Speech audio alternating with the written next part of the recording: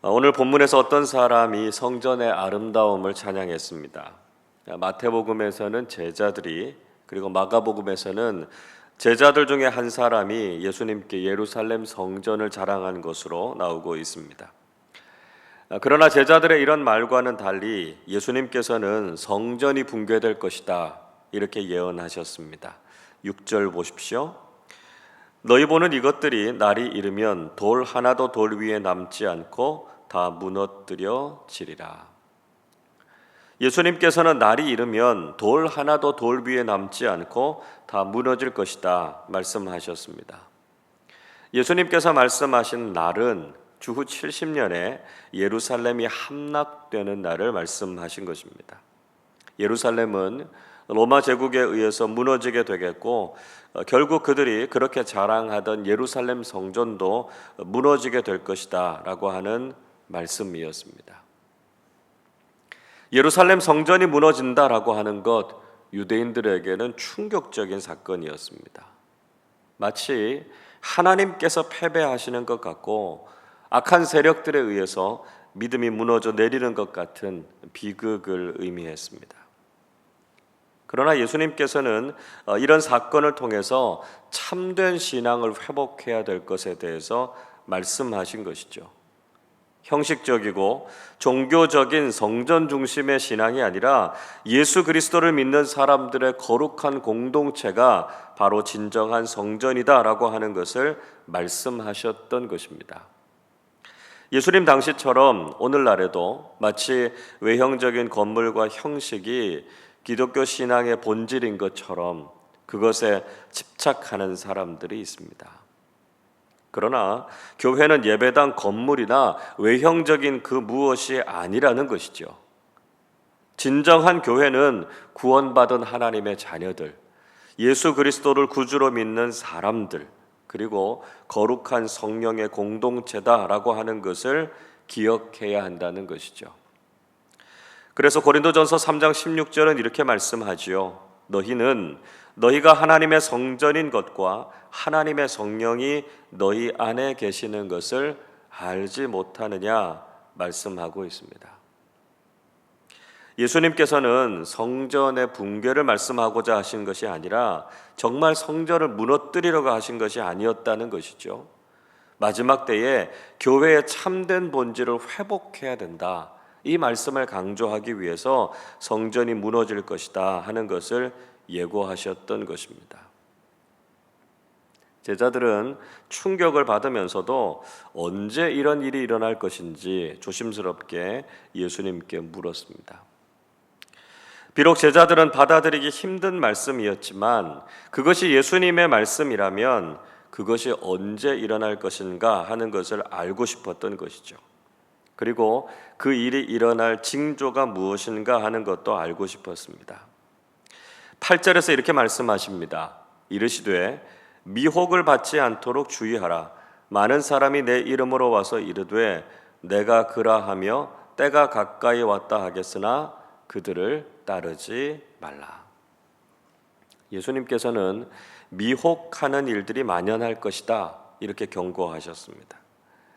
많은 사람들이 자칭 재림 예수라고 말하면서 종말의 때가 왔다 이렇게 유혹하겠지만 절대로 그들을 따르지 말라라고 하는 말씀이죠. 예수님께서는 종말의 첫 번째 징조는 미혹하는 자, 즉 적그리스도의 등장이다 이렇게 말씀하셨습니다. 사실 적그리스도는 예수님께서 승천하시고 나서 얼마 지나지 않아서 나타났습니다. 요한 1서 2장 18절은 이렇게 말씀합니다. 아이들아 지금은 마지막 때라. 적그리스도가 오리라는 말을 너희가 들은 것과 같이 지금도 많은 적그리스도가 일어났으니 그러므로 우리가 마지막 때인 줄 아노라. 사도 요한은 이미 적그리스도가 왔고 종말이 시작되었다 이렇게 경고했습니다. 그리고 지금도 우리 주변에는 이단과 사이비의 미혹이 극에 달해 있는 것을 볼 수 있습니다. 즉 예수님께서 말씀하신 종말은 이미 시작되었고요.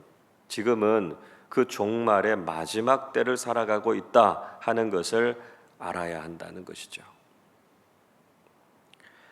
또 예수님께서는 전쟁과 분쟁에 대해서 예고하셨습니다. 9절 보십시오.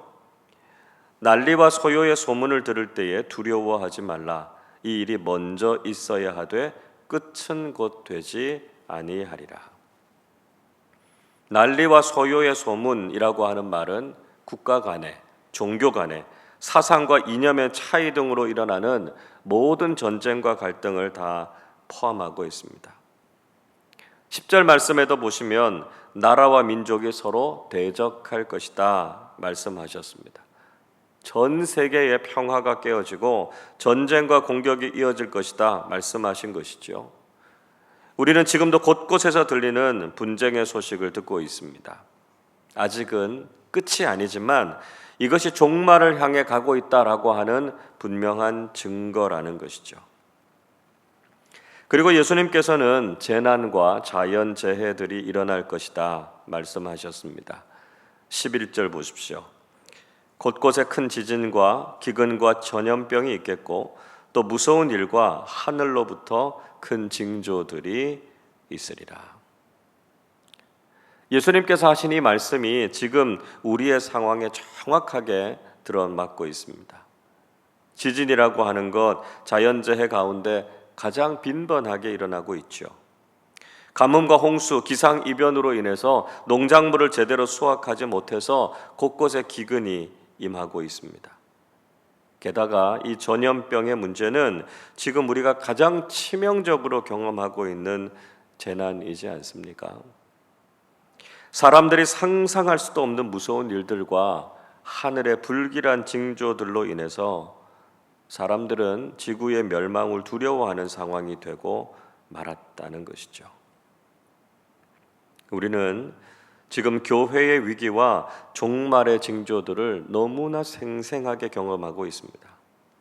예수님께서 2000년 전에 경고하셨던 말씀이 지금 그대로 우리에게 일어나고 있다라고 하는 것을 보고 있습니다. 예수님께서 말씀하신 것처럼 이런 일들이 먼저 일어나야 하겠지만 아직은 끝이 아닙니다. 예수님께서는 복음이 모든 민족에게 전해져야만 그제야 끝이 올 것이다 말씀하셨습니다. 분명한 것은 종말의 징조를 우리가 보고 있다는 것이고요.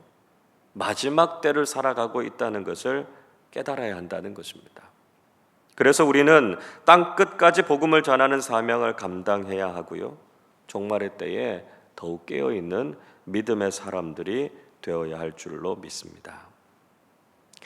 예수님께서는 종말의 때에 믿음의 사람들이 환난을 당할 것이라고 말씀하셨습니다. 12절 말씀 보시면 예수님의 이름 때문에 사람들이 제자들을 박해할 것이다 이야기하고 있고요. 회당과 감옥에 넘겨줄 것이고 권세자들 앞에서 재판을 받게 될 것이라고 하셨습니다. 그런데 13절에서 예수님께서는 이런 일들이 도리어 증거가 될 것이다 말씀하셨습니다. 자, 이 말씀이 의미하는 것이 무엇일까요?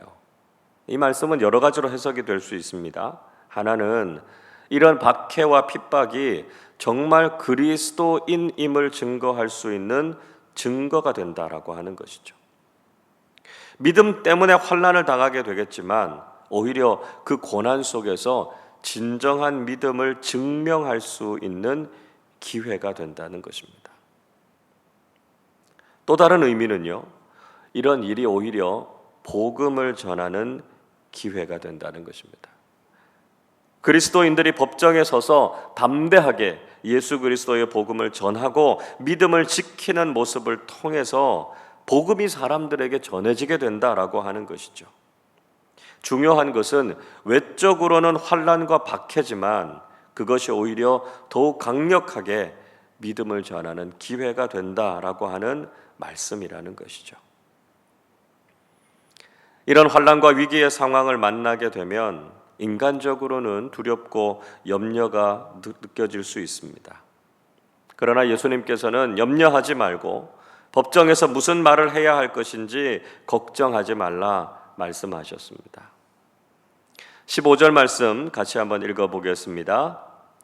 내가 너희의 모든 대적이 능히 대항하거나 변박할 수 없는 구변과 지혜를 너희에게 주리라. 예수님께서는 그들에게 모든 대적들을 대항하고 맞설 수 있는 지혜와 말씀을 주시겠다 약속하셨습니다. 성령님께서 그들에게 지혜를 주셔서 무슨 말로 변호하고 어떻게 그 위기를 극복할 수 있는지를 가르쳐 주시겠다라고 하는 것이죠. 우리도 믿음 때문에 위기를 당하거나 공격을 받게 될 수 있습니다.